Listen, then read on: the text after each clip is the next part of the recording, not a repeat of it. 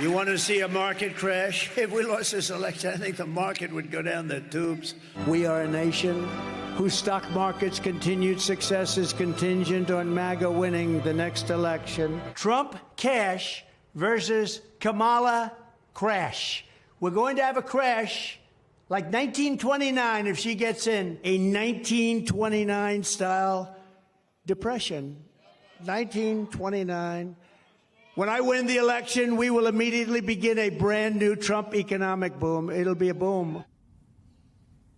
It's a boom, all right. It's a boom all over your 401k and your child's education fund. And remember all those talks about projecting, the Trump's just projecting? Well, guess what? Those projections during the campaign are infuriating to watch right now.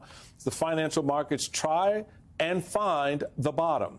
And fears of a global recession are rising among rank-and-file Republicans as well. Wall Street's biggest names and even Trump's chief financier, Elon Musk, have the jitters about all of this great economy that Trump is creating. The concerns from the billionaire class and their bankers comes as mass protests this weekend sprung up across America, with all 50 states seeing demonstrations against the president.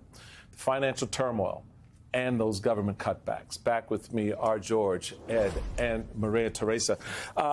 So, Maria Teresa, you had the Speaker of the House counseling the members to stay calm, right? The tariff process, just trust it. Trust the tariff process. Stand by Trump's trade policy. You know, he's going to deliver a strong economy.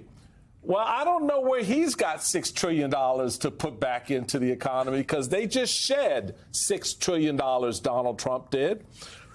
I want you to listen to how the administration is just playing down these fears of recession. Just listen. The smart strategy is not to panic, just stay in, because we are going to have the biggest boom in the stock market we've ever seen under the Trump policies. I don't think that you're going to see a big effect on the consumer in the U.S. There doesn't have to be a recession. Who knows how the market is going to react in a day, in a week. What we are looking at is building the long-term economic fundamentals for prosperity. We knew there would be uncertainty. To say, oh, the world is ending, the markets are crashing. The markets are adjusting. No, the markets are crashing. Maria Teresa, what say you? Michael, it is really mind-boggling to me that these are his economic advisors, and these are the ones that are implementing such blunt tools that we used in the last century. And we finally got the world to agree with us that specializing in building widgets is what you wanted to do, so that you could actually maximize your profits. And then you sell them to the country next door, who actually, who's actually specialized in putting the widgets together. We should remind the American people that the rules that we are playing by in international trade are the ones that we, as the U.S., created and brought the rest of the world along. We were the ones that set the rules. We're the ones that set the tariffs. We're the ones that said, let's not do tariffs in certain instances, because we want to make sure that we have free markets. Everything that Wall Street right now is saying to Donald Trump is saying, hey, we bet on you, guy, and you are now having us come crashing down. And this is the way that Wall Street is communicating to the president, because nothing else seems to be working. And I do think that it's a bit rich for these individuals that are in President Trump's ear, telling the American people who are right now struggling just to get the cost of eggs down, that they should trust him when they're seeing their 401k and the budget that they've set aside for their college education for their kids tanking. That shows not only do they not have a reality, that they need a reality check, but there's a callousness to this policy, that they feel so protected and so privileged that they're not seeing the real results, not just on Wall Street, but Main Street as well. And when he says, well, we're doing this as a way to leverage, to negotiate with China and with Europe, the only way you want to come to the table with a Trump administration is if you can trust that what they're going to say is real. When you negotiate, whether you're talking with different governments or whether you're talking after an argument with your husband, you want to make sure that they're going to trust that what you're saying is real. And that is where he's lost the thread. Yeah, that is very much the point there for us. As Elon Musk himself is trying to find some thread to tie a different story with respect to these tariffs. Let's listen to Elon Musk on what Europe and the U.S. should be doing right now. I hope it is agreed that both Europe and the United States should move, ideally, in my view, to a zero tariff situation, effectively creating a free trade zone. That has certainly been my advice to the president. I can't. I just don't even know.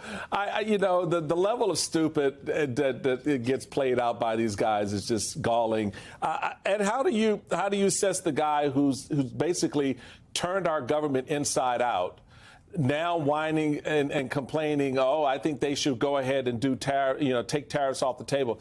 You think those government contracts he has and all that business he's got has anything to do with tariffs for him?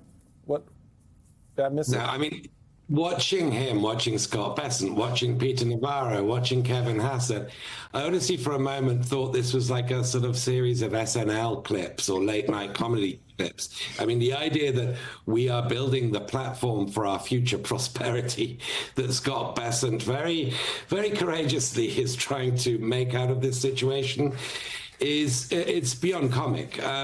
The actual tariff rate that Europe imposes on the United States, the average tariff rate's about 1.7%, and the average American one is, I think, 1.4. They're both pretty much close to zero as it is. These are tiny decimal point differences. You could reduce them to zero. I'm sure that'd give a little bit of a boost to trade.